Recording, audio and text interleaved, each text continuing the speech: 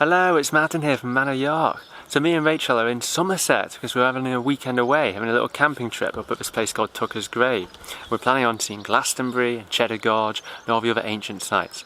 As you would have seen in the intro bit, we've just driven past Stonehenge, and now we're in Nunney to see Nunney Castle, which is a beautiful 15th century castle built by an old soldier called Sir John Delamere, who built it basically as his old soldier's dream house with a beautiful motte and towers, and is a really beautiful castle. Nunney is beautiful in itself as well, and also we're having good weather, so hopefully it should be a good holiday. Yeah, hope you enjoy it.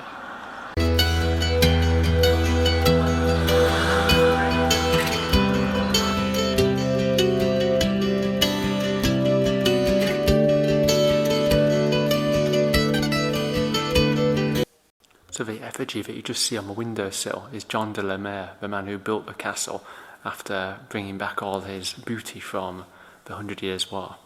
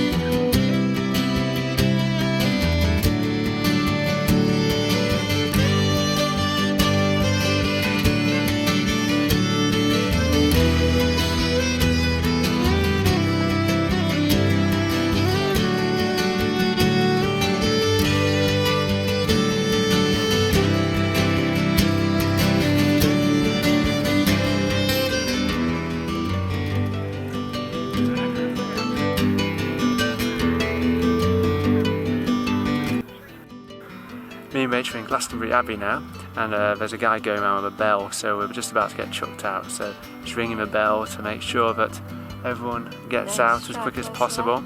Yeah, can't be having us straggling, but we're hiding as best we can.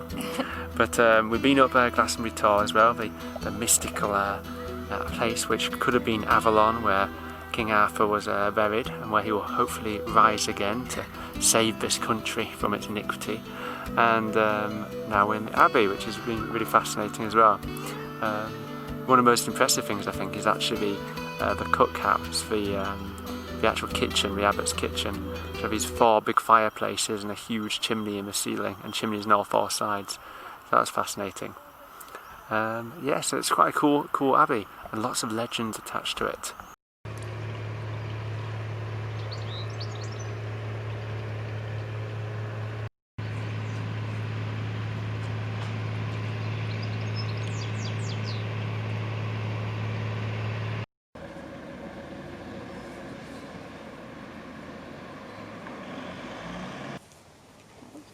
Really big thing, you can see all the text.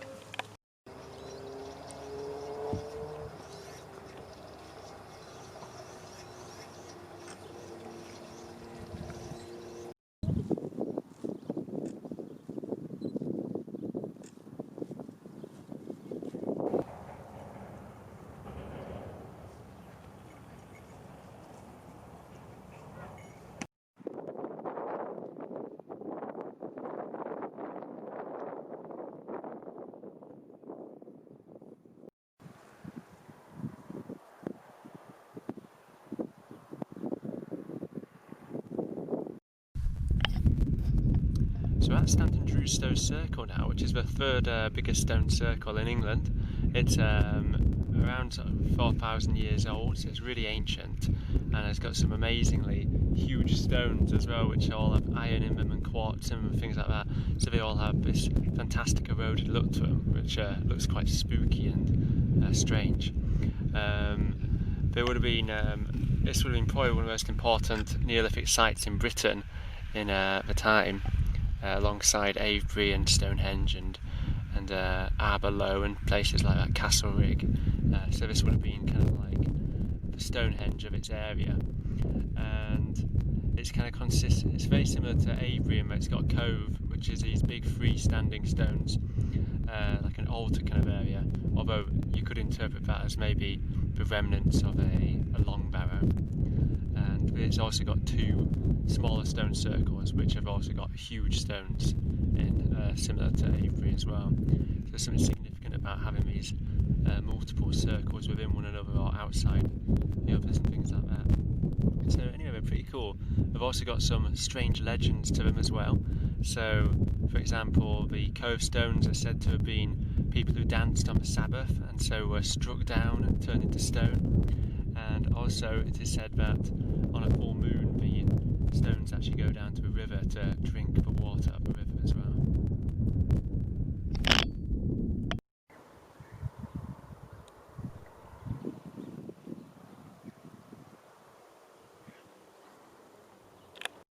So we're in the campsite now, which is called Tucker's Inn, which is an intriguing, strange little place because it's actually named after quite a grim story, where apparently this crossroads near Radstock was the place where a man hung himself nearby in the village, and essentially when you hang yourself in the 17th century you get buried at crossroads because your soul isn't allowed to enter heaven, and so you can't go in hallowed ground. And so when they built the pub here, they knew that old Tucker, this suicide, was buried here, and so called it Tucker's Inn. And now the campsite has taken that name as well. So pretty spooky and grim stuff. But yeah, so me and Rachel went around some of the more mystical parts of Somerset today. We went to, of course, Nunney Castle, which was very fascinating, 15th century castle. We went to Glastonbury, with its, which attracts quite a new age crowd, and it's quite busy actually, and no one was really taking the whole COVID-19 seriously anymore, so a little bit uncomfortable because everyone was constantly breathing on you, so fingers crossed that we were alright. And yeah, but it was quite interesting, like seeing the tour and things at the Abbey, though there wasn't as much in the Abbey that I thought there would be. I expected there to be a bit bigger, like our good old Yorkshire abbeys that you get, but still fascinating because it's got so many interesting stories attached to it. As you know, like St Dunstan was the abbot of Glastonbury, and of course St Dunstan is that fiery saint who got into all kinds of trouble and mischief in his time. He was quite interesting because he obviously was abbot, and he looked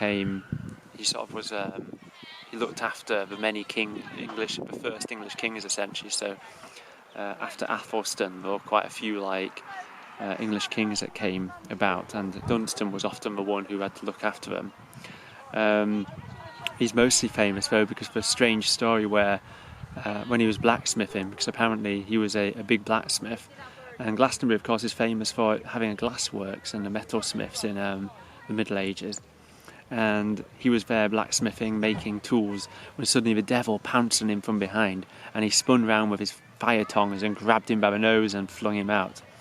And so St Dunstan was such a hard nut that even the devil couldn't best him. The other cool story, of course, is of Joseph of Arimathea as well. So it is said that